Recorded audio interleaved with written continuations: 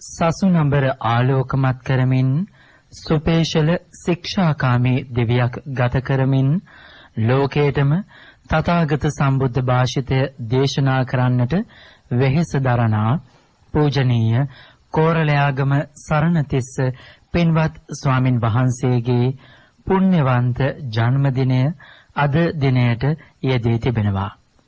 පින්වත් ස්වාමින් වහන්සේ මෙලොවට ජනිත කළ ආදරණීය දෙමව්පියන්ට ආශිර්වාද පුණ්‍යානුමෝදනාවන් සිදු කරන වාසේම තවත් බොහෝ කාලයක් සසුනඹර ආලෝකමත් කරමින් හුදී ජන මේ සිත ධර්මයෙන් ආලෝකමත් කරන්නට පූජනීය කෝරළයාගම සරණතිස්ස ස්වාමින් වහන්සේට නිදුක් නිරෝගී චිරජීවනයේ සැලසේවායි. බෞද්ධ මාධ්‍යාලය වෙනුවෙන් බෞද්ධ ගුවන්විදුලියේ අපි ප්‍රාර්ථනා කරමු. සාදු සාදු සාදු. අද දිනයේදීත් ධර්මදේශනාව මෙම ශාසනයේ පැවැත්ම පිණිසත් සසරින් එතර වීම පිණිසත් බෞද්ධයන් විසින් අනුගමනය කළ යුතු පිළිවෙත් ගෝපල්ලෙකුගේ චර්යා රටාවන් තුලින් වේදහා දක්වමින් මජ්ක්‍ධිම නිකායට ඇතුළත් මහා ගෝපාලක සූත්‍රය ඇසුරෙන් පවත්වන දෙවන ධර්මදේශනාව ලෙසින් ඔබට සවන් දීමට පුළුවන්කම ලැබෙනවා. අද මේ දේශනාව සඳහා දායකත්වයන් පිළිබඳව මේ සිහිපත් කිරීම. මහරගම නාවින්න රාජමහා විහාරයේ පැවැත්වෙන මෙම දේශනා මාලාව සඳහා දක්වන අනුග්‍රහය උදෙසා නාවින්න රාජමහා විහාරයේ විහාරාධිපති පූජනීය පරදණ්ඩේ ඉන්දරතන නායක ස්වාමින් වහන්සේ ඇතුළු විහාරවාසී සියලුම මහා සංඝරත්නයටත් ධර්මසිරි පෙරේරා මහතා සහ එම මැතිණිය ඇතුළු නාවින්න රාජමහා විහාරස්ත දායක සභාවටත් විශේෂයෙන් පුණ්‍යානුමෝදනාවන් සිදු කරමු. අද ධර්මදේශනාව සඳහා දායකත්වය දරනු ලබන්නේ මහරගම පමුණුව නවරෝහල පාරේ පදිංචි අමිලා ජයසුන්දර මහත්මිය විසින් තම ස්වාමි පුරුෂයා වන ප්‍රියන්ත සරත් කුමාර මහතා පරලෝ සැපත් වී වසර 15ක් ගතවන මොහොතේ එතුමන්ට පුණ්‍යානුමෝදනාවන් සිදු කර උතුම් නිවනින් සැනසීමට මේ පින් උපකාර වේවා යන ප්‍රාර්ථනාව මූලික කරගනිමින් මෙම දේශනාවේ දායකත්වයේ ධර්මයෙන් කටයුතු කරනවා. මෙම ධර්ම දේශනාව බෞද්ධ ගුවන්විදුලිය මගින් ප්‍රචාරය කිරීම සඳහා පූර්ණ දායකත්වය දරනු ලබන්නේ මහරගම මහා මේඝ පටුමගේ පදිංචි අශෝකා පණ්ඩිතරත්න මහත්මිය සහ ඉන්ද්‍රා කුමාරී නරසිංහ මහත්මිය යන දෙපළයි. සිය පවුල් දෙකෙහිම සියලුම සංසාරගත ඥාතීන්ට පින් අනුමෝදන් කිරීම උදෙසාත් ධර්මදේශනාව ශ්‍රවණය කළ සියලු දෙනාට දේශකයන්න් වහන්සේට ඉක්මන් භවයකදී උතුම් නිර්වාණ අවබෝධය උදෙසාත් ඔවුන් මෙම දේශනාවේ දායකත්වයේ ධර්මයෙන් ප්‍රාර්ථනාවන් එක් කරනු ලබනවා. මෙම ධර්ම දේශනා මාලාව ඉදිරිපත් කිරීමේ සංකල්පය සහ සංවිධායකත්වය හේමක ඩයස් මහත්මයා සහ රාජී ඩයස් මැතිණිය විසින් දරනු ලබනවා. එසේනම් මජ්ක්‍ධිම නිකායට ඇතුළත් මහා ගෝපාලක සූත්‍රය ඇසුරෙන් සිදු කෙරෙන දෙවන ධර්ම දේශනාව මෙලෙසින් ආරම්භ කරන්නට පින්වත් ස්වාමින් වහන්සේට අවසරයි. සාදු සාදු සාදු. සමන්ත චක්කවාලේසු අත්‍රා ගච්ඡන්තු දේවතා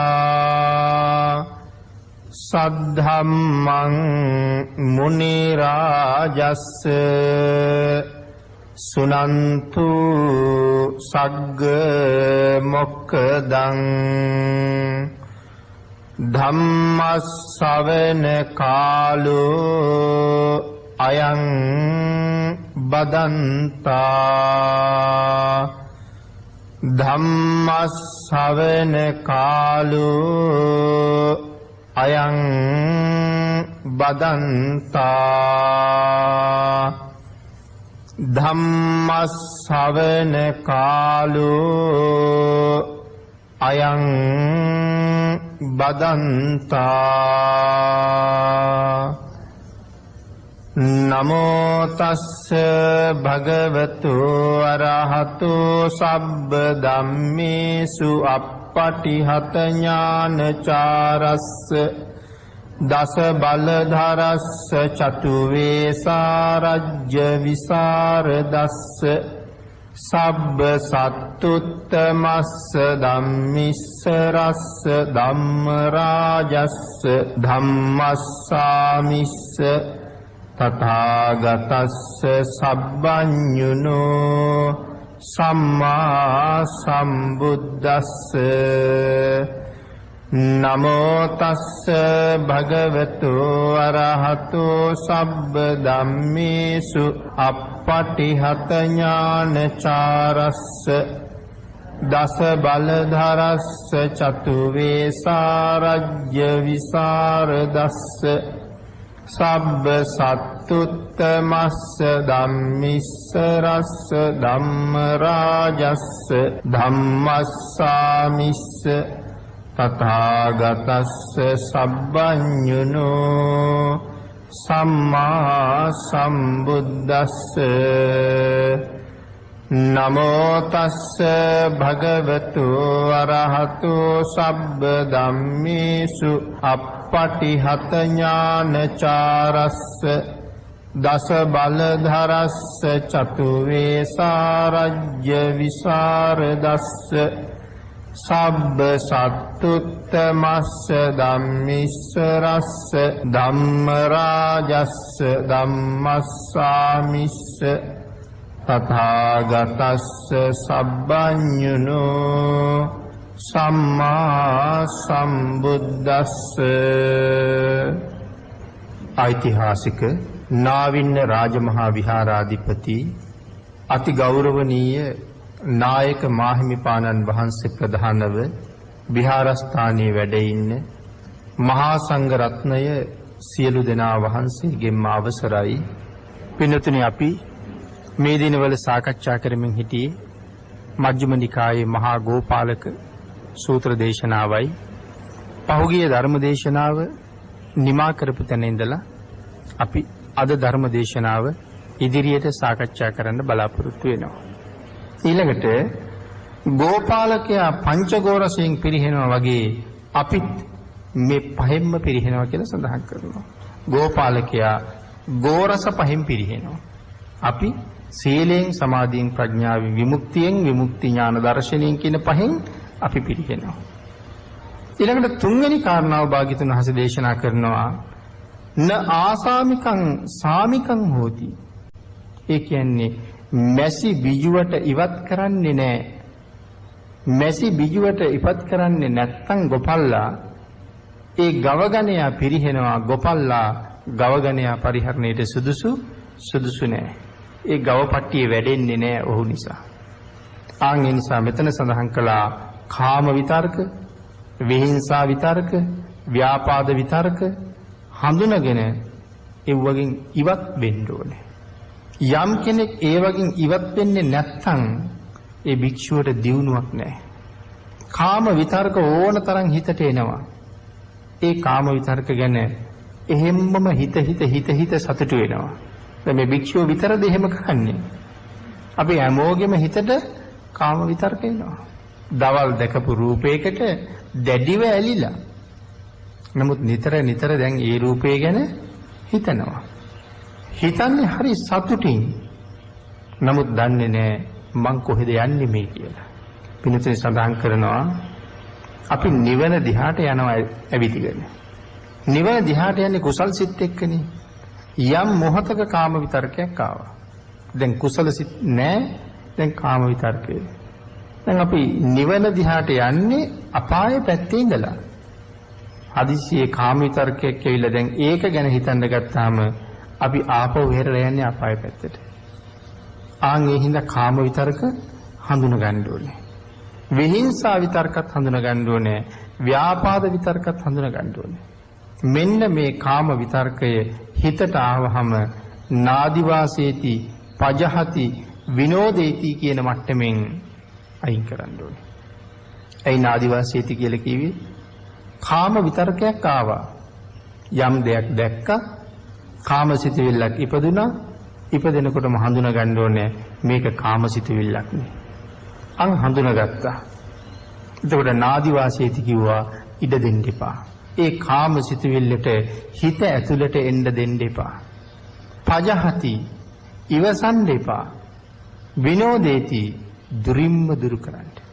කාමසිතවිල්ල හිතට ගන්න එපා, ඉවසන්න එපා, දුරින්ම දුරු කරලා දාන්න. ඒ කාමසිතවිල්ල දුරින්ම දුරු කරලා දාපුවාම මේ නීවරණ පහම දුරු කරාම මොනවද හම්බ වෙන්නේ? නීවරණ පහම දුරු කරාම හම්බ වෙනවා අපි කතා කරන ධ්‍යාන. අපි කියන ධ්‍යානලාභී කියලා. එතකොට මේ ධ්‍යාන ලැබලා තියෙන්නේ නීවරණ පහට මොනවා කරලාද? නීවරණ දුරස් කරලා තියෙන්නේ. දුරු කරලා දුරස් කරලා තියෙන්නේ. නැති කරලාද? නැති කරලා නැහැ. නීවරණ දුරස් කරලා තියෙන්නේ. හැබැයි ওই නීවරණේ ආපහු එන්න පුළුවන්. මොකද ඈතට දාලා තියෙන්නේ. නමුත් එන්න පුළුවන්. ආන් ඒක නිසා තමයි ධ්‍යානලාභීන් ධ්‍යානෙන් පිරිහින්නේ. ඈත් කරපු නීවරණ ආයෙ ඇවිල්ලා.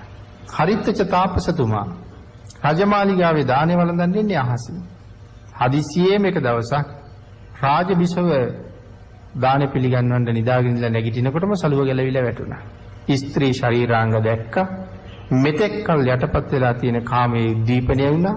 ඇතුළට ගිහිල්ලා ඇගේ අතින් අල්ලගත්තා. ඒ දෙන්න අතර කාම සම්භෝගයක් ඇති වුණා. ධ්‍යානෙ පිරිහිලයි තියෙන්නේ. අහසින් ආපු තාපසතුමා දානේ වළඳලා පයින් යනවා. ඒක සාමණේර භික්ෂුන් වහන්සේ නම මොනතරම් ධ්‍යානයේ තිබුණද තමන්ගේ ගුරු හාමුදුරුවන්ට මල් ගෙනල්ලා දුන්න හිමාලයට ගිහිල්ලා. ඒක ලංකාවේ කතාව. හිමාලයට ගිහිල්ලා මල් ගෙනල්ලා දුන්න මහසෑය ගාවදී. ස්වාමීනි මල් ලැබුණොත් පූජා කරනවද කියලා ඇහුවා. සාමණේරය මෙවන් තැනක මල් පූජා කරන්නේ නැත්තේ කවුද කියලා ඇහුවා. එහෙනම් ස්වාමීනි මදක් ඉවසන්න. ලොකු හාමුදුරුවෝ රහත් වෙලා ඉන්නේ. ලොකු හාමුදුරුවෝ චෛත්‍ය ප්‍රදක්ෂිනා කරනවා. ලොකු හාමුදුරුවෝ බටහිර පැත්තේ ඉඳලා නැගෙනහිර පැත්තට එන්න කලින් හිමාලයට ගිහිල්ලා මලුත් අරගෙන මළුවට ආවා.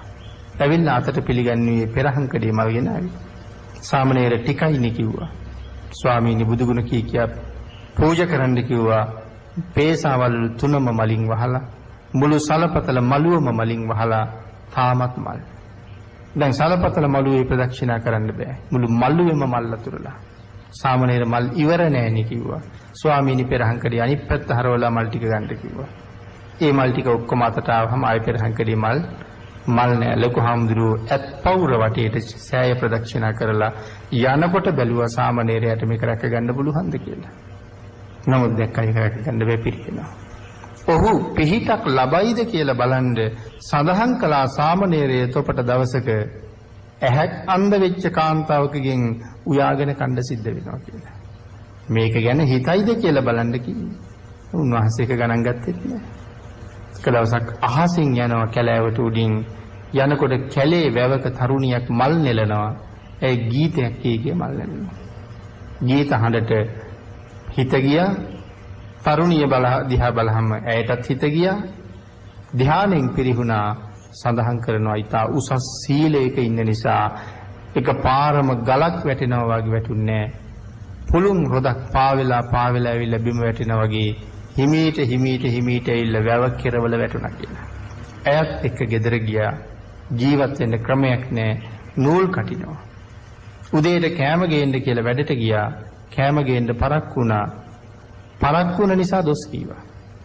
දොස් කියහම ඇයත් දොස් කියලා කනවනම් කන්න නැත්තම් නිකන් ඉන්න කියලා කෑම එක ළඟට දුන්නා. කේන්ති ගියා. නූල් ඔතන ලීයෙන් දාලා ගිහුවා. ගහනකොට ඇහි වැදුනා. ඇහැ අන්ධ වුණා. ඒ වෙලාවේ මතක් වුණා මගේ ගුරු හාමුදුරුවෝ එදා කියපු කතාව. එහෙනම් ධ්‍යානෙ පිළිහෙලා. ඒ නීවරණ ඈත් කරලා තියෙන්නේ ඒවා එනවා. සමහර අය මැරිලා ගිහිල්ලා බඹලව උපදිනවා.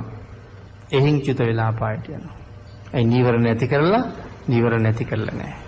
මම මෙතන සඳහන් කළා කාම විතර්කයේ හිතට ආවහම නාදිවාසේති පජහති විනෝදේති මේ කියන මට්ටමින් දුරු කරලා දාන්න කියලා. ඒ කියන්නේ ඇති කියලා නෙමෙයි කිව්වේ. මේ කියන මට්ටමින් මේ නීවරණ දුරු කරලා දාන්න. ඊළඟට සඳහන් කළා මේ ගවයාගේ තුවාලේ. ගවයාගේ තුවාලයට බෙහෙත් දානවා. බෙහෙත් දාලා එහෙම නැත්නම් මැස්සා ඇවිල්ලා තුවාලේ විතර දාලා. දැන් එතකොට හැදෙන්නේ පණුවනේ. එතකොට තුවාලේ පණුව. ඊළඟට සඳහන් කළා අන්න එය තියෙන්න ඉඩ ඇරියොත් ඉවසුවා වෙනවා. ගවයාගේ තුවාලයක් තියෙනවා. දැන් තුවාලෙට මැස්සෝ ඇවිල්ලා බිජුවට දාලා. දැන් එතකොට මේ බිත්තර තියෙන්න ඉඩ ඇරියොත් ඉවසුවා වෙනවා. දැන් නාදිවාසී තියෙන ඉවසන්න එපා. දැන් තියෙන්න ඉඩ ඇරියොත් ඉවසුවා වෙනවා. දැන් ඉවසුවොත් මොකද වෙන්නේ? ඉඩ දීලා ඉවසලයි තියෙන්නේ. දැන් එතකොට අර බීජ පණුව බවට පත් වෙලා තුවාලේ පුරාම පැතිරිලා පණුව තුවාලේ කාලා සතාටත් වේදනා දීලා ඉතින් සතාට ලොකු කරදරයක් කරනවා. එහෙනම් සඳහන් කළා පජහති කීවේ ඉවත් කරන්න ඕනේ. දැන් ඉඩ දෙන්න එපා කියලානේ කිව්වේ. ඉවසන්න එපා කියලා කිව්වේ. එහෙනම් නාදිවාසීති ඉවසුවා වෙනවා. මැසි බිජුවට තියෙන්න ඇරියොත් ඉවසුවා වෙනවා. එහෙනම් සඳහන් කළා පජහති ඒක ඉවත් කරන්න ඕනේ. විනෝදේති ඈතටම ගිහිල්ලා දාන්න ඕනේ. ඉවත් කරනවා කියලා එතනම පිහා දැම්මොත් තවත් එන ගවයෙකුට මේගොල්ලෝ නගින්න පුළුවන්. ඒ හින්දා ඉවත් කරලා ඈතටම ගෙනහිල්ලා දාලා එන්න ඕනේ. මැසි බිජුවට ඉවත් කරනවා වගේ මෙන්න මේ කාම විතරකයක් ඉවත් කරන්න කිව්වා. නාදිවාසේති පජහති විනෝදේති. ඊළඟට සඳහන් කළා බ්‍යන්ති කරෝති යන භවං ගමිති. ඒ සඳහන් කළේ මේ කියන මට්ටමටමපත් කරන්න ඕනේ. ඉවත් කරලා විතරක් ඉන්න එපා. ඊළඟට සඳහන් කළේ බ්‍යන්ති කරෝති. නැති කරන්න ඕනේ. නැති කරනවා කිව්වේ අනභවං ගමේති නැවත නූපදින ආකාරයෙන් විනාශම කරලා දාන්න ඕනේ. කාම විතරකය නැවත නූපදින ආකාරයෙන් විනාශම කරන්න ඕනේ. ඕක විනාශ කරන්න නම් රහත් වෙන්න වෙනවා. ඒ කියන්නේ ධ්‍යාන ලැබලා නතර වෙන්න එපා මට ධ්‍යාන තියෙනවා කියලා. ඒක තිබුණා වේ. නමුත් මම මේ ඈතට දාපු කට්ටියත් නැත්තටම නැති කරලා දාන කම්ම මාර්ග ප්‍රඥාවෙන් මේ කෙලෙස් අවබෝධ කරගෙන ඒ කෙලෙස් කපාගෙන ඉස්සරහට යන්න ඕනේ. ඒක කරන්න පුළුවන් ප්‍රඥාවන්තයටයි. ඊළඟට සඳහන් කළා ඒට භාග්‍යතුන් වහන්සේ මේ කාරණා ටික සම්පූර්ණ කරගන්න කොහොමද මේ කෙලෙස් ටික කාම විතර්ක ව්‍යාපාද විතර්ක විහිංසා විතර්ක මේ ටික බිඳගෙන කපාගෙන ඉස්සරහටම යන්නේ කොහොමද? ආන් ඒ යන ක්‍රමය දේශනා කරලා තියෙන්නේ විතක්ක සන්තාන සූත්‍රය කියලා මහා ගෝපාලක සූත්‍රයෙන් කියනවා. ඒ ක්‍රමයේ තියෙන්නේ විතක්ක සන්තාන සූත්‍රය කියලා. එහි ක්‍රම පහක් කියලා තියෙනවා. ඒ පහෙන්ම හෝ එක ක්‍රමයකින් හෝ මේ කාම විතර්කය බිඳින්න කියලා කියනවා. එක්කෝ අසුභ භාවනාවෙන් නැත්තම් පිළිකුල් භාවනාවෙන් හෝ නැවත නූපදින මට්ටමට පත් කරලා දාන්න කාම විතර්කය. ඒ දේශනා කරපු ක්‍රම පහෙන් එකක්. එය එසේ නොකරනවා කියලා කියන්නේ මැසි බිජුවට ඉවත් නොකලා වගේ කියන කාරණාව සඳහන් කරනවා. එහෙමනම් අපිට කොච්චර ගැළපෙනවද භාග්‍යතුන් වහන්සේගේ මේ උපමාව? තාම අපි මැසි බිජුවටත් එක්කම ජීවත් වෙනවා. අපි නිරන්තරයෙන් මේ කාම විතර්ක එක්ක ජීවත් වෙලා මැසි බිජුවට නිසා ගවයා විනාශ වෙනවා වගේ අපිත් කාම විතර්කේ නිසා මැරිලා සතර අපායේ ගිහිල්ලා අනාදිමත් කාලයක් දුක් විඳිනවා. ඉතින් අකුසලයේ පැත්තට යන්න එපාම කියලා භාග්‍යතුන් වහන්සේ දේශනා කරන්නේ ඒකයි. සුළු පටු කාලයකට නෙමෙයි දුක් විඳින්න සිද්ධ වෙන්නේ. හතරවෙනි කාරණාව. එහෙනම් මේ භික්ෂුව දැනගන්න ඕනේ කාම විතර්ක, විහිංසා විතර්ක, ව්‍යාපාද විතර්ක මොනවද කියලා අවබෝධ කරලා අයින් කරලා දාන්න. වනය වහන්නේ නැහැ. ගොපල්ලා මේ ගවයාගේ තියෙන තුවාලෙට බෙහෙත් කරලා තුවාලේ වහන්න ඕනේ. එහෙම නැත්තම් විෂ බීජ පැතිරෙනවා. යම් ගොපල්ලෙක් වනය වහන්නේ නැත්තම් ඒ ගොපල්ලා ඒ ගවගණයාගේ දියුණුවට සුදුසු කෙනෙක් නෙමෙයි වෙනවා. සඳහන් කළා ඇස කන නාසය ආදී ద్వාර ටික වහන්නේ නැහැ වගේ කියලා. මෙතන සඳහන් කරනවා වනය වහන්නේ නැහැ කියන්නේ ඒකයි. ඒ වගේ කියලා. ගොපල්ලා ගවයාගේ තුවාලෙට බෙහෙත් දාලා ඒක වහන්න ඕනේ. මේ සංසාරයෙන් එතර යන්න සූදානම් වෙන භික්ෂුව සියලු දෙවි මිනිසුන්ට හිතසුව සලසනවා කියලා අපි මුලින් සඳහන් කළේ. ආන්ගේ භික්ෂුව තමන්ගේ මේ ඉන්ද්‍රියන් පිළිබඳව මන අවබෝධයක් තියෙන්න ඕනේ. ඇහැ ගැන, කන ගැන, දිව ගැන, නහය ගැන, ශරීරය ගැන, මනස ගැන මන අවබෝධයෙන් ඉන්න ඕනේ. මේ හැම ඉන්ද්‍රියක්ම ඕනෑම මොහොතක අකුසලයන්ට පෙරලෙන්න පුළුවන්. දිව නිසත් වෙනවා, කන නිසත් වෙනවා, ඇහැ නිසත් වෙනවා, කය නිසත් වෙනවා. එහෙනම් කාම විතරක හිතටත් වෙනවා. දේශනා කළා එහෙනම් ඇහැ වහන්න ඕනේ. දැන් බෙහෙත් දාලා තුවාලේ වහන්න එපා. එහෙනම් ඉතින් ඇහත් වහන්න ඕනේ. කනත් වහන්න ඕනේ. දිව නහය මෙව්වත් වහන්න ඕනේ. එතකොට භාග්‍යවතුන් වහන්සේ කොහොමද මේක වහන්න කිව්වේ? බුදුරජාණන් වහන්සේ දේශනා කරනවා ඇහැ වහලා සිහිය නැමැති කවුළුවෙන් බලන්න කියලා. අපි ගෙදර බිත්තියක් බඳිනවා. බිත්තිය බැඳලා එළිය බලන්න උවමනා වුණොත් බලන්න ජනෙල් තියෙනවා. ජනෙලෙන් තව වැඩ කරගන්න පුළුවන්. එළිය බලන්නත් පුළුවන්. අවශ්‍ය නම් දොර අරින්න නැතුව ජනෙලිය අරලා බලන්න පුළුවන්. සමහර වෙලාවට දොරටත් කාචයක් අයි කරලා තියෙනවා. කවුරු හරි ඇවිල්ලා දොරට තට්ටු කරනකොට අර කාච ළඟට ගිහිල්ලා බලනවා ඉන්නේ කවුද කියලා. ඇතුළට ගත යුතු කෙනෙක්ද නොගත යුතු කෙනෙක්ද? අපිට යහපතක් කරන කෙනෙක්ද අයහපතක් කරන කෙනෙක්ද? බලලා කැමති නම් අරින්න පුළුවන්, නැත්නම් අරින්න නැතුව ඉන්න පුළුවන්. ආන් ඒකයි දේශනා කළේ ඇහැ වහලා සිහිය නැමැති කවුළුවෙන් බලන්න කියලා. සිහිය නැමැති කවුළුවෙන් බලන්න කියහම එතන දැනගන්න ඕනේ මේ සිද්ධියේදී මට කාම විතරක ඇති කරවයිද? මගේ කර්මස්ථානයේ පිරිහෙයිද මේ එන පුද්ගලයා එක කතා කළොත්? මගේ කර්මස්ථානයේ පිරිහෙයිද මේ දකින්න දේවල් දිහා බැලුවොත්? එහෙනම් මට මේක බලන්න සුදුසු දෙයක්ද? මට මේක අහන්න සුදුසු ශබ්දයක්ද? මට මේක විඳින්න සුදුසු ගන්ධයක්ද? මේ ආදි වශයෙන් මට මේක විඳින්න සුදුසු ස්පර්ශයක්ද? මගේ හිතට අරගෙන පෝෂණය කළ යුතු සිතුවිල්ලක්ද මට මේ ආවේ? බුදු ගුණයක් නම් පෝෂණය කළාට කමක් නැහැ. නමුත් කාම විතරකයක් නම් වහාම බැහැර කළාට කමක් නැහැ. එහෙනම් මේවට එන්න දෙනවද නැද්ද කියන එක තීරණය කරන්න ඕනේ. ඒකයි කිව්වේ ඇහැ වහලා සිහිය නැමැති කවුළුවෙන් බලන්න ඕනේ කියලා. පිළිතුරේක සඳහන් කළා වනය ඇරලා තියෙනවා කියන්නේ විස බීජ ආසාදනය වෙනවා කියන එකයි. බෙහෙත් දාලා වැහුවහම විස බීජ එන්නේ නැහැ. එහෙනම් දැන් කොහොමද ඇහැ ඇරලා සිහිය නැමැති කවුළුවෙන් බලන්නේ? ලස්සන රූපයක් දකිනවා. ඒ රූපේ දැකලා හැමෝම කියනවා හරි ලස්සනයි කියලා. ලස්සනයි කියපු අයගේ හිතේ ඒ රූපය ගැන කාමසිතුවිලි උපදිනවා. නමුත් ලස්සන බව ඇත්ත. ඒ වුණාට මම දන්නවා සිවියක් සහිත අමු හමක් පොරවලා වහලා තියෙන මේ කයේ හැබෑ තත්ත්වය. ඒ තත්ත්වය දන්න ඒ ප්‍රඥාවන්තයාට ඒ රූපේ දැක්ක කියලා රාගසිතක් එන්නේ නැහැ. ආන් ඒකයි කිව්වේ ඇහැ වහලා සිහිය නැමැති කවුළුවෙන් බලන්න කියලා. හැම කාරණාවටම ඕක එකතු කරන්න ඕනේ. සඳහන් කළා මේක හරියටම විස්තර කරනවා නම් සම්පජඤ්ඤ හතරම පැහැදිලි කරන්න ඕනේ කියලා.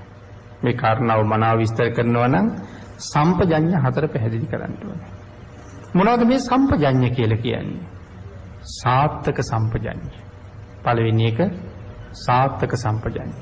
මෙතන සඳහන් කරනවා බණක් අහනවා.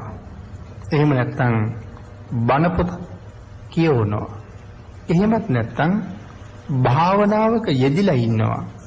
ආදී වශයෙන් නිවනට යොමු වුණ කාරණාවක් කර ඉන්නවා. එක්ක බණ අහනවා, නැත්නම් බණ පොතක් බලනවා, එහෙම නැත්නම් භාවනාවක් කරනවා. මං කරන මේ දේවල් නිවනට යොමු වෙච්ච දේවල්. නිවනට යොමු වුණ කාරණාවක් කර ඉන්නවා. ආන් එතකොට කවුරු හරි ඇවිල්ලා කතා කරන හඬක් ඇහෙනවා. මෙහෙම ඉන්නකොට කවුරු හරි ඇවිල්ලා කතා කරන හඬක් ඇහෙනවා. හිතෙනවා ඒ පැත්ත හැරිලා බැලුවොත් නැවත මට මොකක් වෙයිද? කතා කරනවා බැලුවොත් මට මොකක් වෙයිද? බලනවද නැද්ද? දැන් තාම බලන්නේ නැතුව මේ තීරණය කරන්නේ. බලනවද නැද්ද? ඒ බැලීම සාර්ථකයිද? අර්ථ සහිතයිද? මට දියුණුවකට හේතු වෙනවද? දැන් මං ඉන්නේ දියුණු වෙන වැඩකනේ. එක්ක බණ අහනවා නැත්නම් බණ පොතක් බලනවා නැත්නම් භාවනාවක් කරනවා. දැන් එතකොට මට අහරින් හඬකුත් ඇහෙනවා. දැන් මේ හඬ දිහා බැලුවොත් මම දියුණු වෙයිද නැත්නම් පිරිහීද කියන කාරණාව තීරණය කරන්න ඕනේ. ඒක ඇත්තටම පිරිහෙනවා නම් ඒ හඬට කන් දීලා ඒ පැත්ත බැලලා එතෙන්ට ගිහිල්ලා ඒ ඇත් එක මුහු වීම මගේ පරිහානියට නම් හේතු වෙන්නේ යනවට වඩා හොඳයි නොයයින් එක. මට ලාභයක් නෙමෙයි තියෙන්නේ අලාභයක්. එතෙන්ට යනවට වඩා නිකන් ඉන්නේ කොහොඳයි. එහෙමනම් මට දියුණුවක් හේතු වෙනවද කියන කාරණාව කල්පනා කරන්න ඕනේ. මට දියුණුවක් ලැබෙනවා නම් ඒක හොඳයි. ඒක සාර්ථකයි. කරමින් ඉන්නේ යම් කුසල සහිත දෙයක්. නමුත් ඇහෙන හඬත් එක්ක ඒ කුසලයට හේතු වෙන දෙයක් නෙමෙයි නම් එතනට නොයා නතර වෙන එක හොඳයි. ඒ පැත්ත නොබලන එක හොඳයි. ඒකට කන් නොදෙන එක හොඳයි. නමුත් සඳහන් කළා පන්සලට යන්න හිතුණා කියලා. දැන් මට පන්සලට යන්න හිතුණා නැත්නම් කවුරු හරි අඬ ගහනවා පන්සලට යන්න කියලා. පන්සල් යන එක හොඳද නැද්ද? සාර්ථකයි. පන්සල් යන එක හොඳයි. නමුත් යෝගාවචරය කල්පනා කරන්න ඕනේ පන්සල් යන එක හොඳයි අද යන එක හොඳද කියලා. මේ යෝගාවචරය ගැන කතා කරන්නේ. අද යන එක හොඳද? මොකද අද පෝය කියලා කියන්නේ පන්සල මිනිස්සුන්ගෙන් පිරීලා. මේ සදහවත් තමයි. නමුත් මේ ජනයා අතර ගැවසෙන්න ගියහම මගේ කර්මස්ථානයට මොනව වෙයිද දන්නේ මට ඒක රැකගෙන සිහිය පවත්වගෙන එන්න පුළුවන් වෙයිද දන්නේ. මොකද මාත් රහත් වෙච්ච කෙනෙක් නෙමෙයිනි කියලා එයා හිතන්නේ. ඒ පුද්ගලයාත් නැත්නම් ඒ භික්ෂුවත් රහත් වෙච්ච කෙනෙක් නෙමෙයි. මේ කර්මස්ථානය පරිස්සම් කරන්න පුළුවන්ද අද ගිහිල්ලා? ඒ කාරණාව Taman තීරණය කරන්න ඕනේ. නමුත් පන්සල් යන එකේ වරද පන්සල් යන එක හොඳයි. නමුත් අද යන එක හොඳයිද? ඊළඟට පින්නතිනේ ආය නැවත සඳහන් කරනවා පන්සල් යන එක හොඳයි. ඉතින් ඒතකොට අද යන එකත් හොඳයි. අද පොය නෙමෙයි. අද පන්සලේ කවුරුවත් නැහැ. අද සමහරලාට මගේ කර්මස්ථානය ආරක්ෂා කරගෙන පන්සල් ගිහිල්ලා වැඳලා පුදලා වත් පිළිවෙත් කරලා එන්න පුළුවන්. සඳහන් කළා මෙන්න මේ වෙලාවේ හොඳයිද පන්සලේ ඉන්න පිරිස වැඩි නම් යන එක හොඳ නෑ කියලා සඳහන් කළා.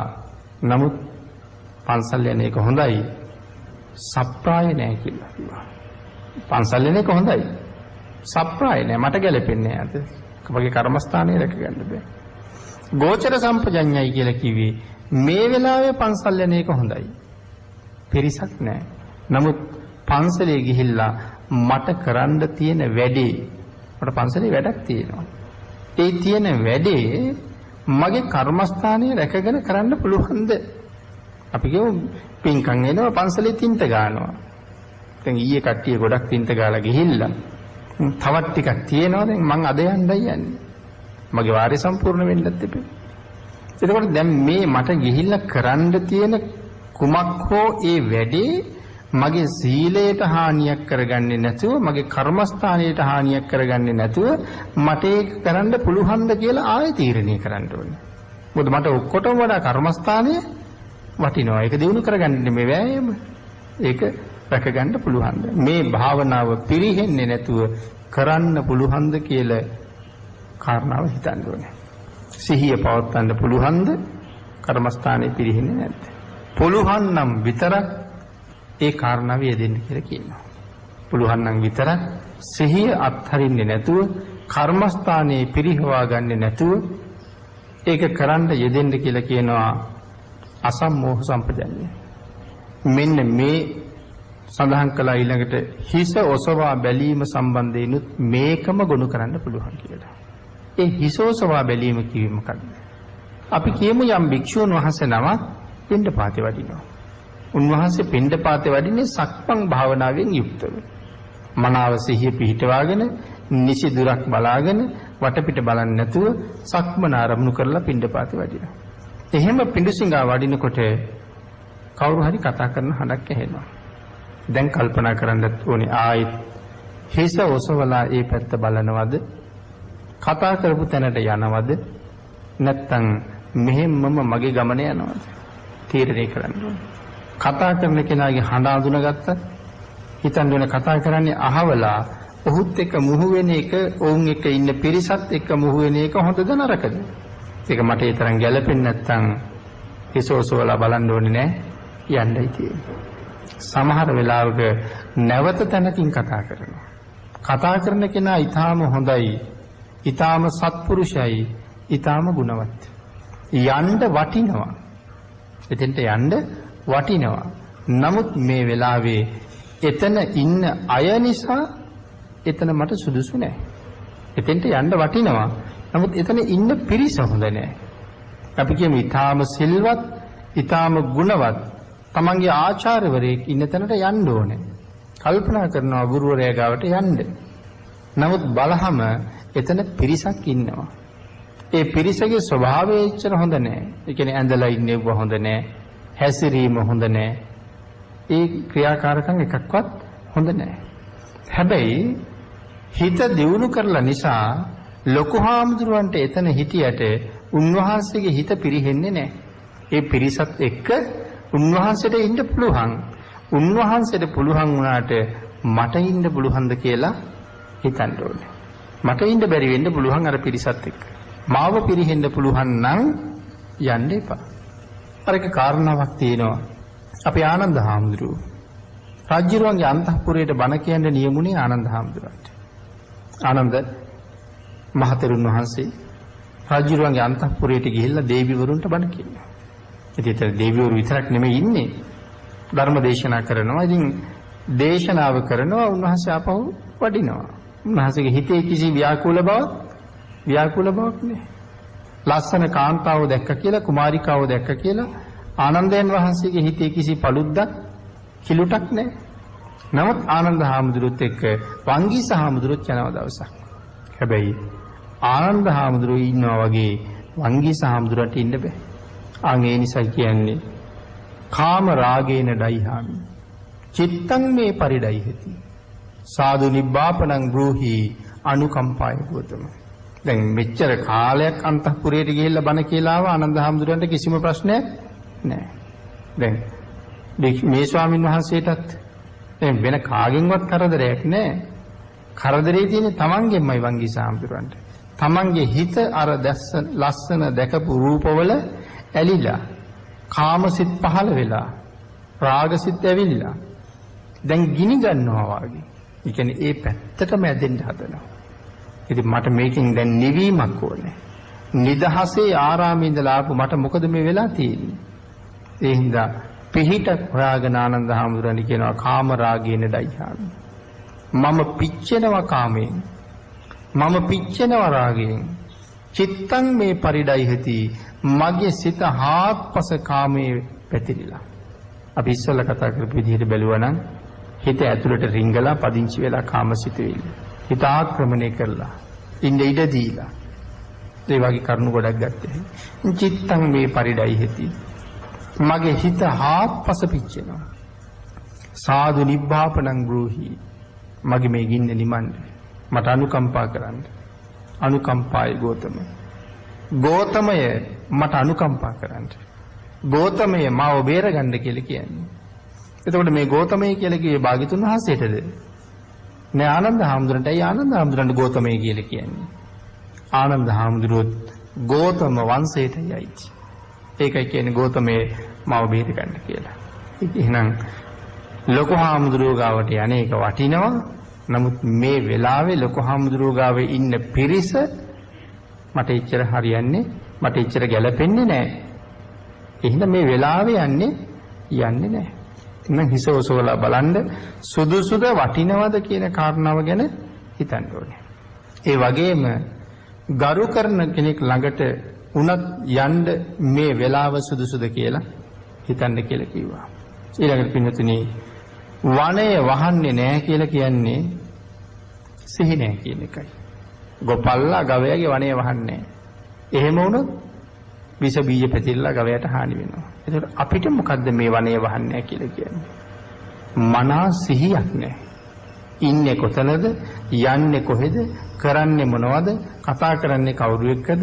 කතා කළ යුතු සීමාව මොකද්ද? හඬේ උස් පහත් බව මොකද්ද? මේකක් පිළිබඳවත් සිහියක් නැහැ. ආන්ගේ සිහිය නැති හින්දා සමහර වෙලාවට ඉතින් මේක බාහිර සමාජයටත් එකතු කරන්න පුළුවන්. පැවිදි සමාජයටත් එකතු කරන්න පුළුවන්. මේ ධර්ම කාරණා යම් එක පිරිසකට විතරයි භාග්‍යතුන් වහන්සේ දේශනා කළේ කියන කාරණාවක් නම් නැහැ. භික්ෂූන්ට තමයි දේශනා කරන්නේ. නමුත් අනිත් අයට ප්‍රයෝජනයක් නැහැ කියලා එකක් නැහැ. ආන්ගේ නිසා සිහිය මදි. සිහිය මදි නිසා සමහරලාට යෝගාවචරය භික්ෂුන් වහන්සේලා ඉන්න තැන් වලට ගිහිල්ලා අපි හයියෙන් කෑ ගන්නවා. ගියේ කොහෙද කියලා මතක නැහැ. සමහරට දන් දෙන්න ගිහිල්ලා කෑ ගහලා අඬ ගහනවා. ඕක ගේන්න මේක ගේන්න.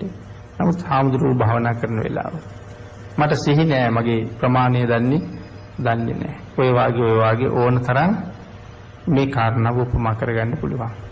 අන් ඒ නිසා සිහිය නැමැති කවුළුවෙන්ම බලන්න කිව්වා. කාමරාගයට පැතිරෙන්න දෙන්න එපා. සිහිය නැමැති කවුළුවෙන්ම බලන්න. සිහිය නැමැති කවුළුවෙන්ම අහන්න. බලන දේවල් විතරක් නෙමෙයි අහන දේවලුත් එහෙමයි. මෙන්න මේ සියලුම දොරවල් වලට මේ කාරණාව සාධාරණයි. එහෙමනම් සිහිය ඇතිව වැඩ කරනවා කියන්නේ ඒකට තමයි වනය වහනවා කියලා කියන්නේ. සිහිය ඇතුව වැඩ කරනවා නම් වනය වැහුවා වගේ. බෙහෙත් දාලා වනය වැහුවාම තුවාල ඉක්මනට හොඳ වෙනවා.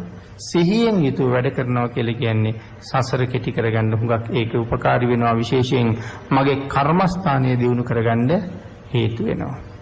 ඊළඟට පස්වෙනි කාරණාව දුම් අල්ලනවා. ගවයන්ට දුම් අල්ලන්න කියලා කියවනේ. ඉතින් ගොපල්ලා එහෙම කරන්නේ නැත්නම් ගවගණයා ඒත් පිරිහෙනවා. ඒ ගොපල්ලා ගව පරිහරණයට සුදුසු කෙනෙක් නෙමෙයි කියලා සඳහන් කළා.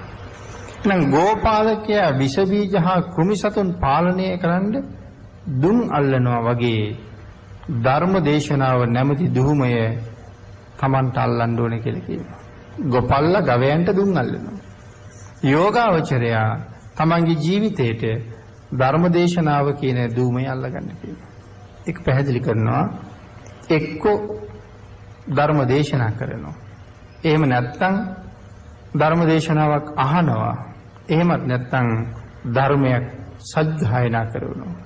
බුදු ගුණයක්, පිරිත් සූත්‍රය, ධර්මයක් සජ්ජායනා කරනවා. එහෙමත් නැත්නම් ළඟ ඉඳගෙන කරන ධර්ම කතාවක් කරනවා. බණ අහන්නෙත්, බණ දේශනා කරන්නෙත් නැහැ. බණ අහන්නෙත් නැහැ. ධර්ම කාරණාවක් සජ්ජායනා කරන්නෙත් නැහැ. දෙන්නෙක් ළඟ ඉඳගෙන කතාවක් කරනවා. හැබැයි ඒක ධර්ම කතාවක්. වෙනත් අල්ලාප සල්ලාපයක් දොඩවන්න ගියා නම් මගේ කර්මස්ථානයේ පිරිහෙනවා. ඒ ගැන මුලින් අපි සාකච්ඡා කළා. යම් තැනකට ගියහම මනාව ධර්මයේ දේශනා කරන භික්ෂුවක් ළඟට නමුත් ගියොත් දේශනාව නොකර නිකන් ඉන්න වෙලාවට කර්මස්ථානයේ පිරිහෙන වචී දුෂ්චරිතයක් නම් උන්වහන්සේ කරන්නේ. එතන ඉන්න එපා කියලානේ කිව්වේ. එහෙනම් මෙතන සඳහන් කළේ දෙන්නෙක් එකතු වෙලා කතාවක් කරනවා. හැබැයි ධර්ම කතාවක් කරන්න ඕනේ. ඒ වගේ කර්මස්ථානයට හානි වෙන්නේ නැහැ. ඒක හරියට මොකක් වගේද? කෘමි සත්ත්ව ඉවත් කරන්න දුම් අල්ලනවා වගේ. කාම විතර්කයන්ට හිතට එන්න දෙන්නේ නැහැ. ඒ කතා කරන කතාවත් ධර්ම කතාවක්. එහෙම නොකරනවා නම් බොහෝ මිනිසුන් මේ භික්ෂූන් බහුශ්‍රතයි ගුණවත් කියලා දන්නේ නැහැ. බණක් කියන්නේ නැත්තම්, මනාව බණ අහන්න පෙළඹිලා නැත්තම්, භාවනා කරන්නේ නැත්තම්, ධර්ම සාකච්ඡා කරන්නේ නැත්තම්, මිනිහෙක් නමුත් අහපු දහම් ගැටලුවකට උත්තරයක් දෙන්නේ නැත්තම් ඒ මිනිස්සු දන්නේ නැහැ, හිතන්නේ මේ භික්ෂුන් වහන්සේලා බහුශ්‍රතයි කියලා. එහෙම නැහැ කියලා හිතුවහම මිනිස්සු සිව්පසයෙන් සලකන එකත් අඩු වෙනවා. නමුත් පින්නතුනි මේ සංසාරයෙන් එතර යන්න මේ සිව්පසය ඊටාම වටිනවා. ධම්මදායාද සූත්‍ර දේශනාවෙත් අපේ බුදු පියාණන් වහන්සේ දේශනා කොට වදාළේ මේ ආමිෂයේ සම්බන්ධයෙන් සිව්පසේ සම්බන්ධයෙන් ශික්ෂාපද පනවන්න බෑ. සිව්පසේ එපා කියලා ශික්ෂාපදයක් පනවන්න බෑ. මේ කුල පුත්‍රයෝ සියලු දෙනාගේම ශාසන ප්‍රතිපදාව රැඳිලා තියෙන ආහාරයත් එක්ක. ඒක නාමකින් කියලා සෝපාක පොඩිහාමුදුරන් වහන්සේගෙන් ඇහුවා. ලැබුණ උත්තරේ සබ්බේ සත්තා ආහාරට්ටික. කොව්ව කරන්නත් හැම කෙනෙකුටම ආහාරය අවශ්‍යයි. අන්න ඒ නිසා එහෙම අපි දියුණු වෙලා නැත්තම් දායකයන්ගෙන් ලැබෙන සිව්පසය හිග වෙනවා. සිව්පසය අඩු වුණොත් ඉදිරි පැවැත්මට ලොකු බාධා එල්ල වෙනවා. ගමත ගියහම පින්ඩ පාත ලැබෙන්නේ නැත්තම්, සලාක දාන ගෙනල්ලා දෙන්නේ නැත්තම්, භික්ෂුව හදන්න නෙමෙයි, භික්ෂුව වවන්න නෙමෙයි, භික්ෂුව රැස් කරන්න නෙමෙයි, හදලත් නැත්තම්, වවලත් නැත්තම්, හදන්නෙත් නැත්තම්, වවන්නෙත් නැත්තම්, දායකයන්ගෙන් ලැබෙන්නේ නැත්තම් උන්වහන්සේට ඒ බ්‍රහ්මචර්යාව සම්පූර්ණ කරන්න අමාරුයි. එහෙනම් දායකයෝ ගෙනල්ලා දෙනවා අඩු නම් හදාගෙන වවාගෙන ස්වයං පෝෂණය වෙන්න කියලා බුදුරජාණන් වහන්සේ කොහෙවත් දේශනා කරන්නේ නැහැ. බුද්ධ ධර්ම වාගේ එකක් තියෙන කාලෙට ඔය වාගේ අදහස් මතුවලා එන්න පුළුවන්. නමුත් බුද්ධ ධර්ම වාගේ එකක් තියෙන්නේ ඒ සමහරුන්ගේ හිතවල විතරයි. හැබෑම නිර්මල බුද්ධ ධර්ම තාම ජීවමාන වැඩ ඉන්නවා. බුද්ධ ධර්ම වාගේ එකකට ගියොත් පිරිහෙනවා. බුදුදහමත් එක්ක ඉස්සරහට ගියහම දියුණු වෙනවා. ඒ කාරණාව මෙතන පැහැදිලි වෙනවා. 6 වෙනි කාරණාව තීර්ථය දන්නේ නැහැ. මොකද මේ තීර්ථය දන්නේ නැහැ කියලා කියන්නේ? මෙතන මුල් කාරණාවට වෙනතේ සඳහන් කළා දායකයෝ දන් දුන්නේ නැත්නම් පත්යෙන් වෙහෙසටපත් වෙනවා. බුද්ධ වචනේ ඉගෙන ගන්නවත්, වත් පිළිවෙත් කරන්නවත්, සමාධියක් වඩන්නවත් එතකොට බැරුව යනවා කියලා. පාඩම් කරන්නත් බෑ, බණ අහන්නත් බෑ, භාවනා කරන්නවත් බෑ, බඩගින්නේ හින්දා. එහෙනම් තීර්ථය දන්නේ නැත්තම් කියලා කිව්වේ තීර්ථයක් වගේ බහුශ්‍රුත භික්ෂූන් වහන්සේලා ළඟට එළඹෙන්නේ නැහැ කියන එකයි. තීර්ථය කියලා කිව්වේ ගඟට බැහැපු තොටුපළ. ඒ තොටුපළේ ස්වභාවය දැනගන්න එපා. නමුත් තීර්ථය කියලා කියන්නේ අපි ඈතර කරවන තැනනේ. එතනින් තමයි ඈතර වෙන්නේ. එහෙනම් ඈතර වෙන තැන දැනගන්න ඕනේ. එතකොට මෙතන සඳහන් කළා තීර්ථයක් වගේ ඉන්න බහුශ්‍රුත භික්ෂූන් වහන්සේලා ළඟට එළඹෙන්නේ නැහැ. අවශ්‍ය නම් ගිහිල්ලා ධර්ම කාරණාවක් ඇහුවොත් ඒක මුල ඉඳලා අගටම කියලා දෙනවා. ගිහිල්ලා කර්මස්ථානයක් සාකච්ඡා කරන්න ගියොත් ඒක මනවින් පැහැදිලි කරලා දෙනවා. සීලයක් හරියටම රකින්නේ කොහොමද කියලා ඇහුවොත් ඒකත් අපූර්වට කියලා දෙනවා. මට නිවන් මඟ මනවින්ම කියලා දෙන මේ මහතෙරවරු හරියට නිකන් තීර්ථයක් වගේ. සංසාර සාගරෙන් එතරට යන්න පුළුවන් තොටුපොළ පෙන්වන්න උන්වහන්සේලාට පුළුවන්. ඒ නිසා උන්වහන්සේලා තීර්ථයක් වගේ. නමුත් සඳහන් කළා අන්න එවන් උත්තමයෝ ගාවට යම් කෙනෙක් යන්නේ නැත්තම්, කරුණ විමසන්නේ නැත්තම්, අවවාද අනුශාසනා ලබන්නේ නැත්තම් ඒ භික්ෂුව හරියට තීර්ථය දන්නේ නෑ වාගේ කියලා සඳහන් කළා. තොටුපළ දන්නේ නැහැ කියලා කියන්නේ බහුශ්‍රුත භික්ෂූන් වහන්සේලා හඳුනන්නේ නැහැ කියන එකයි. ගිහිල්ලා අහන්නෙත් නැහැ, බහුශ්‍රුත භික්ෂූන් වහන්සේලා හඳුනන්නෙත් නැහැ. පින්නතනේ මේ කරුණ තියෙන්නේ වෙන වෙන සූත්‍රවල මේවා පැහැදිලි කරනවා. සඳහන් කරනවා මේ වචනවල තේරුම මොකක්ද? මේ දැනගන්න ඕනේ හැටි. ගිහිල්ලා අහන්න ඕනේ මේ වචනවල තේරුම මොකක්ද? මේ කරුණ තියෙන්නේ මොන සූත්‍රයේද? අපි දන්නේ නැහැ. බණ පොත කියවගෙන යනවා, වචනයක් හම්බෙනවා, තේරුම දන්නේ නැහැ. දැන් අර බහුශ්‍රුත භික්ෂුව ගාවට ගිහලා අහන්න පුළුවන් මේ වචනේ තේරුම මොකක්ද කියලා. අහුවනම් කියලා දෙනවා. ඊළඟට මේ සූත්‍රයේ තියෙන්නේ මොන පොතේද? වෙන තැනක නැත්තම් වෙන බණ පොතක් කියාගෙන යනකොට මෙන්න මේ කරුණ අහවල් සූත්‍රයේ තියෙනවා කියලා තියෙනවා. සූත්‍රය හොයාගන්න බෑ. නමුත් අර මහතෙර නමක් ගාවට ගිහලා අහන්න පුළුවන් මේ සූත්‍රයේ තියෙන්නේ මොන පොතේද? සුදුසු කෙනා ළඟටම ගිහිල්ලා අහන්නේ නැත්තම් ඔක හැමෝම ගාවට ගිහිල්ලා අහලා හරියනවද? හැමෝම ගාවට ගිහිල්ලා අහලා හරියන්නේ නැහැ. සුදුසුම කෙනා ගාවට ගිහිල්ලා තමයි අහන්න ඕනේ. එහෙම අහන්නේ නැහැ කියලා කියන්නේ තීර්ථය මනාව දන්නේ නැහැ. කාගෙන්ද ඇසිය යුත්තේ කාගෙන්ද නැසිය යුත්තේ. සමහරලාට අහන්න සුදුසු නැති කෙනෙක් ගාවට ගිහිල්ලා අහනවා. එයා මොකක් හරි උත්තරයක් දෙනවා තමන්ගේ මාන්නේ නිසා තත්ත්ව රැක ගන්න. අර පුද්ගලයා ආයි කවදාවත් හොයන්නේ ඔහු ඒ දුන්න පාරේ යනවා. නමුත් ඔහු නිවන පැත්තට ගිහිල්ලා තියෙන්නේ නෑ අහකට ගිහිල්ලා තියෙන්නේ. ආන්ගේ හින්දා මනාව තීර්ථය පෙන්වන්න දන්න කෙනෙක් ගාවටම යන්න ඕනේ. තීර්ථය හොඳට දන්න ගොපල්ලගේ ගවගණයා වැඩෙනවා. තීර්ථය නොදන්නා ගොපල්ලගේ ගවගණයා එන්නේ පිරිහෙනවා. එහෙනම් යමක් අහගත යුත්තේ කාගෙන්ද නැසිය යුත්තේ කාගෙන්ද කියන එක මනාව දැනගන්න ඕනේ. ඊළඟට පින්නතුනි අප්‍රකට දේවල් ප්‍රකට කරන්නත් බොහෝ සැක සහිත තැන් නිරවුල් කරගන්නත් බැරි වෙනවා හරියට අහගන්න බැරි වුණොත්. ඒ නිසා තීර්ථය දන්නේ නැහැ කියලා කියහම තවත් පැත්තකින් විස්තර කළා. අභිධර්ම දරේක් ගාවට ගිහිල්ලා විනය ගැන අහන්න එපා කියලා. විනය දරේක් ගාවට ගිහිල්ලා සූත්‍ර අහන්න එපා කිව්වා. සූත්‍ර දරේක් ගාවට ගිහිල්ලා අභිධර්මයේ අහන්න එපා කිව්වා.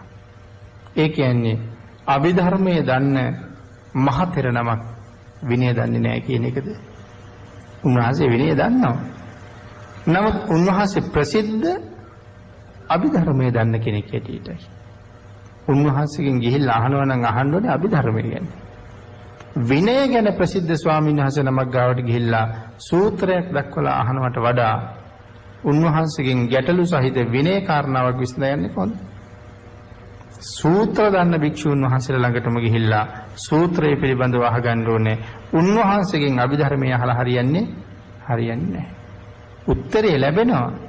නමුත් සූත්‍රයක් ගැන අහුවනම් ඊට වඩා පැහැදිලිව උත්තරයක් දෙනවා. එහෙනම් තීර්ථය දන්නේ නැහැ කියනකොට මේකක් තියෙනවා.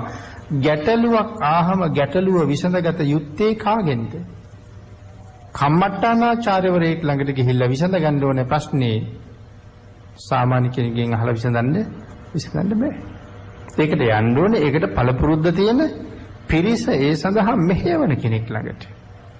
ඒකයි කියන්නේ තීර්ථය දන්නේ නැහැ කියලා. තීර්ථය දන්නේ නැති වුණොත් පරිහානියටපත් වෙනවා. තීර්ථය දැනගෙන කටයුතු කරනවා නම් ඔහු දියුණුව කරා ගමන් කරනවා. ඊළඟට පිළිතුරු සඳහන් කළා නපීතං ජානාති කියලා කිව්වේ ගවයෝ පැම් බීවද කියලා ගොපල්ලා දන්නේ නැත්තම් සියලු ගවගණයාට පැම් පෝලා නැත්තම් ඒ ගවගණයා පිරිහෙනවා. මගේ ගවයෝ ටික ඔක්කොම පැම් බීලා ඉවරද කියලා ගොපල්ලා දැනගන්න ඕනේ. එහෙනම් ඒක කොහොමද භික්ෂුවට ආදේශ කළේ? මෙන්න මෙහෙම දේශනා කළා. විස්තර කරනවා ධර්මය අහලා ප්‍රීතියක් ලැබලා නැහැ කියන එකයි. ගවයෝ පැම් බීලා නැහැ. ගවයෝ ඔක්කොම පැම් බොනකන් හිටියේ නැතුව අරගෙන ගියොත් සමහරලාට අද බීපු නැති උන්ට හෙටත් නැහැ. එක දිනක් නමුත් පැන් නොවී හිටියොත් හරි අමාරුයි. සමහරලාට ගවයාට පැම් බොන්න හම්බෙලා දෙන්නේ දවසේ එක වෙලාවයි. ඉතින් ඒ වෙලාවෙත් බොන්න ලැබුණේ නැත්තම් ඒ ගවගණයා පිරිහෙනවනේ. එහෙනම් මෙතන භික්ෂුවට දේශනා කළා මේ ධර්මය මනාව අහලා නැහැ. බණ අහන්නේ නැහැ කියන කාරණාවයි මෙතන සඳහන් කරන්නේ. ධර්මයේ අහලා ප්‍රීතියක් ලැබලා නැහැ. ඒක තමයි විශේෂයෙන්ම කියන්නේ ධර්මයේ අහලා ප්‍රීතියක් ලැබලා නැහැ. ඇයි ප්‍රීතියක් ලැබලා නැත්තේ? ප්‍රීතියක් ලැබලා නැත්තේ හොඳට අහලා නැහැ. ඒකයි. ප්‍රීතියක් ලැබලා නැහැ කියලා කිව්වා.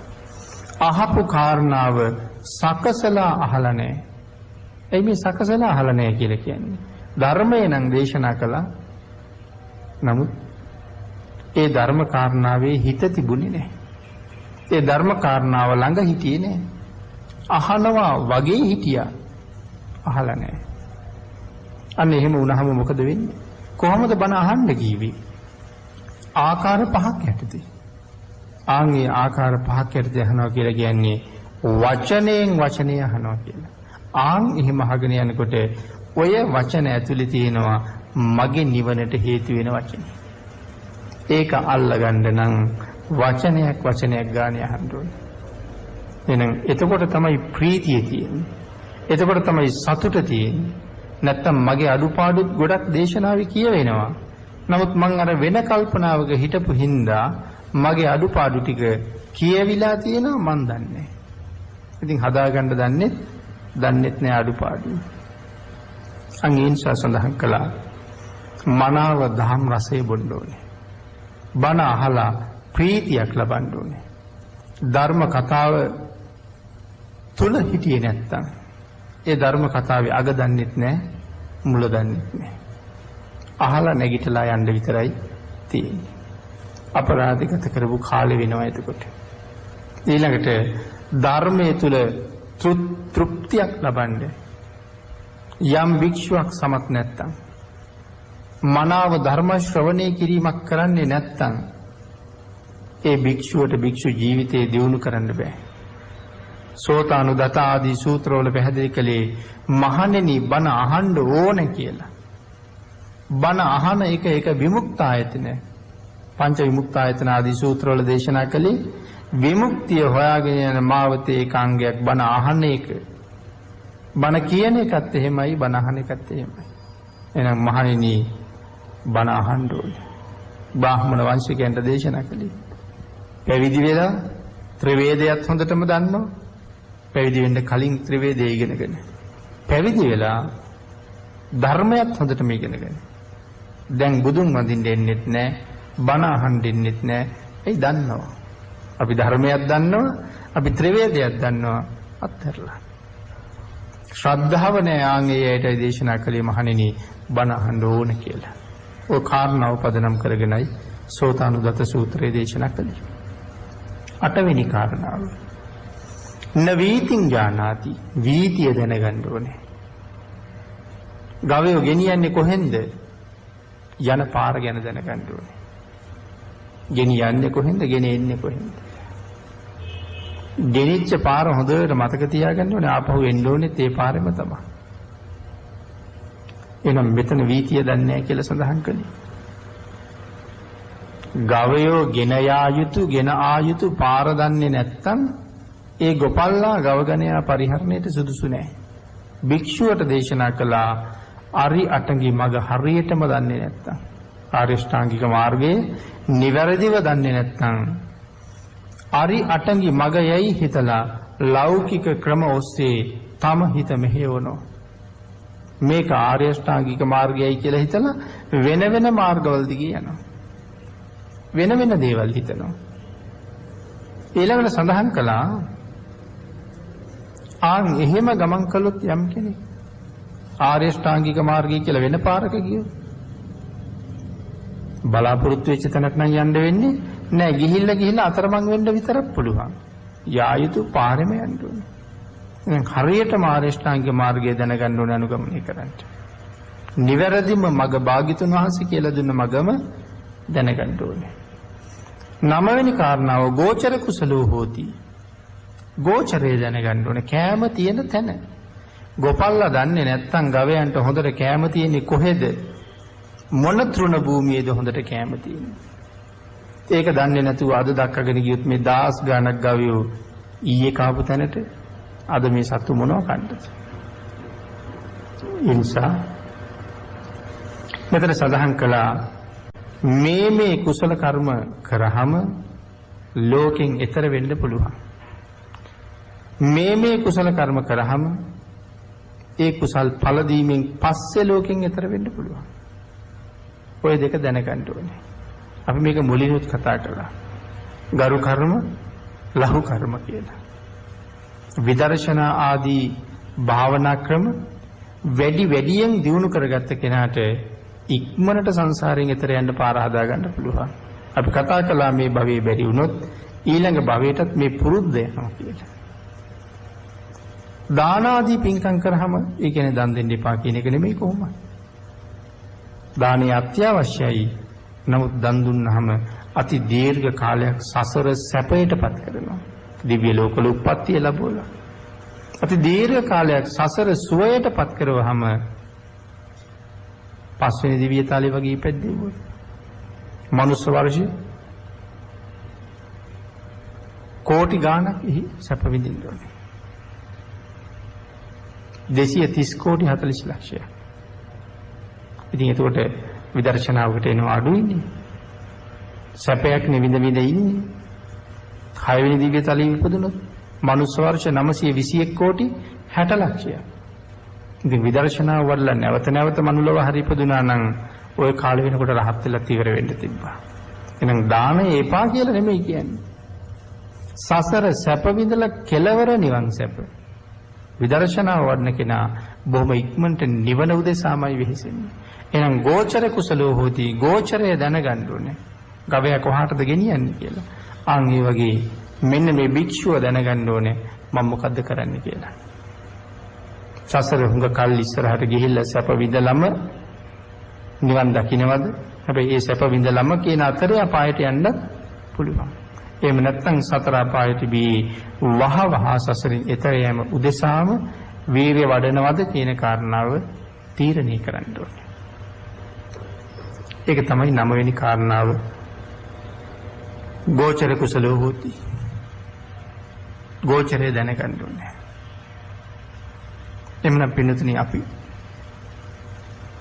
මහා ගෝපාලක සූත්‍රයට සම්බන්ධව කාරණා 9ක් සාකච්ඡා කළා.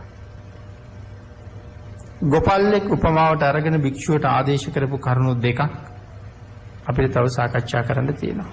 ඒ කාරණා දෙක සාකච්ඡා කරලා සූත්‍රයේ අවසානයේ බුදුරජාණන් වහන්සේ මොකක්ද දේශනා කළේ කියන කාරණාව අපි ඊළඟ දවසේ ධර්ම දේශනාවේ මුලින්ම සාකච්ඡා කරලා සමහරවිට අපිට පළවෙනි පැයෙන් මේ සූත්‍රය ඉවර කරන්න පුළුවන් වෙයි.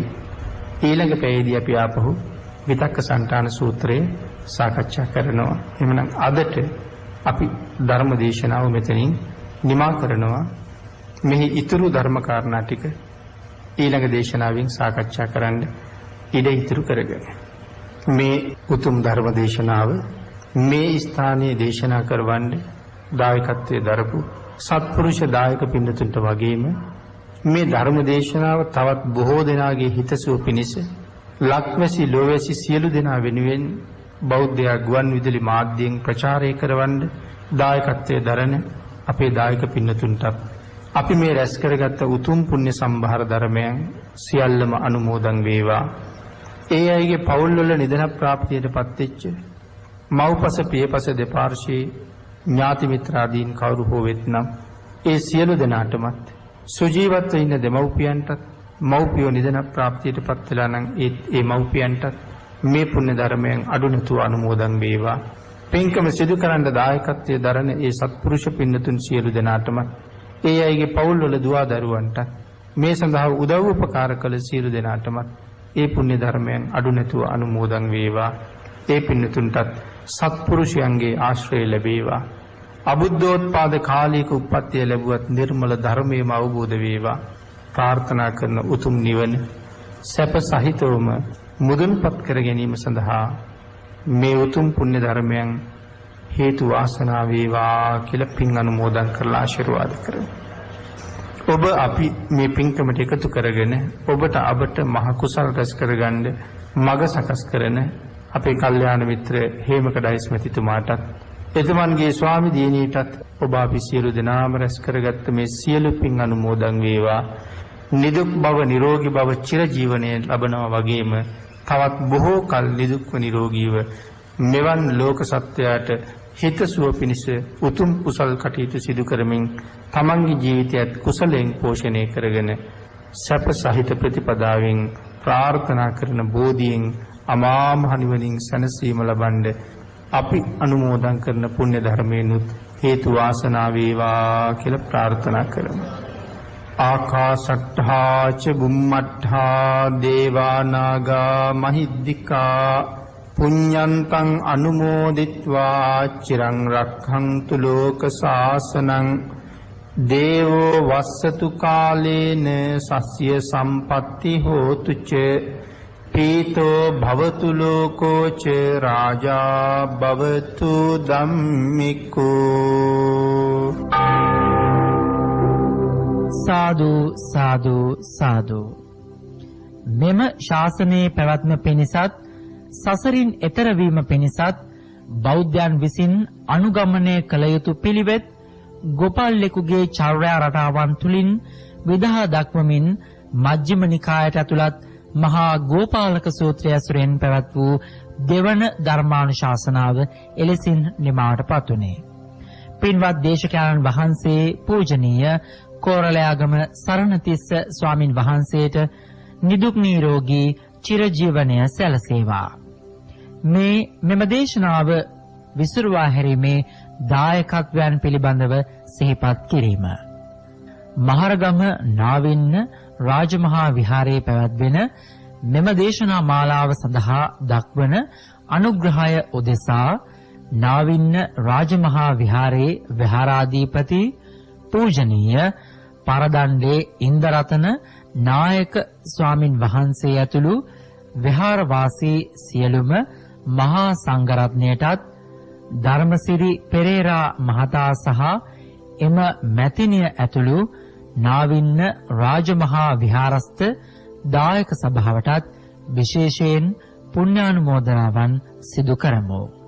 අද ධර්මදේශනාව සඳහා දායකත්වය දරනු ලබන්නේ මහරගම පමුණුව නවරෝහල පාරේ පදිංචි අමිලා ජයසුන්දර මහත්මිය විසින් තම ස්වාමි පුරුෂයා වන ප්‍රියන්ත සරත් කුමාර මහතා පරලෝ සැපත් වී වසර 15ක් ගතවන මොහොතේ එතුමන්ට පුණ්‍යානුමෝදනාවන් සිදු කර උතුම් නිවනින් සැනසීමට මේ පින් උපකාර වේවා යන ප්‍රාර්ථනාව මූලික කරගනිමින් මෙම දේශනාවේ දායකත්වයේ දරමින් කටයුතු කරනවා. මෙම ධර්ම දේශනාව බෞද්ධ ගුවන්විදුලිය මගින් ප්‍රචාරය කිරීම සඳහා පූර්ණ දායකත්වය දරනු ලබන්නේ මහරගම මහා මේඝ පටුමගේ පදිංචි අශෝකා පණ්ඩිතරත්න මහත්මිය සහ ඉන්ද්‍රා කුමාරී නරසිංහ මහත්මිය යන දෙපළයි.